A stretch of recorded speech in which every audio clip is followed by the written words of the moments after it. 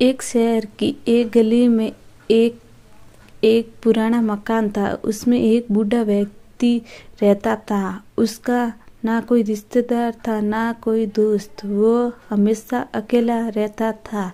इस पुराने मकान के ठीक सामने एक छोटा सा घर था। उस घर में छोटा बच्चा रोहित अपने माता पिता के साथ रहता था। बूढ़े व्यक्ति को बच्चे बहुत अच्छे लगते थे और जब भी बच्चे को देखता था प्यार से हाथ हिलाता था। छोटा बच्चा भी अपनी खिड़की में खड़े होकर जवाब में उसकी ओर देखकर हाथ हिलाता था। धीरे धीरे दोनों की दोस्ती हो गई।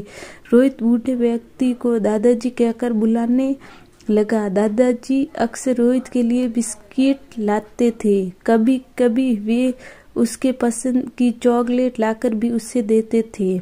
एक दिन रोहित ने भी उन्हें अपना एक खिलौना दिया, अपना टीन का सिपाही यानी टीन। दादाजी ने कहा और इसे बहुत संभाल कर रखेंगे। कुछ दिनों के बाद रोहित ने देखा कि दादाजी कहीं भी दिखाई ही दे रहे हैं। उनके मकान को तोड़ दिया गया और वहां पर एक बेहद बंगला बनाया गया।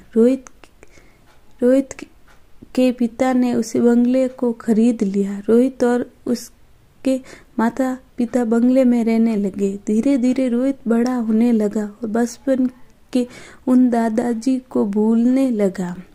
जब वो बड़ा हुआ, उसकी शादी हो गई, तब उसकी पत्नी भी वहीं रहने आई। एक दिन और अपनी पत्नी के साथ बंगले के बगीचे में हाथ से एक गड्ढा खोद रहा था। वहां एक बीज बोना चाहता, तभी उसकी अंगुली में कुछ चुभा। उसने खोदकर देखा तो उसका अपना टीन सोल्जर था जो उसने दादाजी को दिया था। उसकी तलवार की नोक रोहित की अंगुली में चुभ गई थी। अपना बचपन का खिलौना देखकर अचानक रोहित को बचपन की सारी बातें और दादाजी याद आ गए। उसे याद आया कि दादाजी ने कहा था, ये खिलौना मैं बहुत संभाल कर रखूंगा।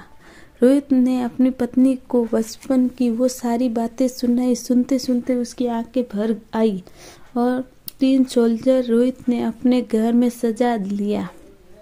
उसका ये पुराना खिलौना हमेशा उसे बचपन की मीठी यादें में ले जाता था। साथ ही उससे दादाजी भी याद आ जाते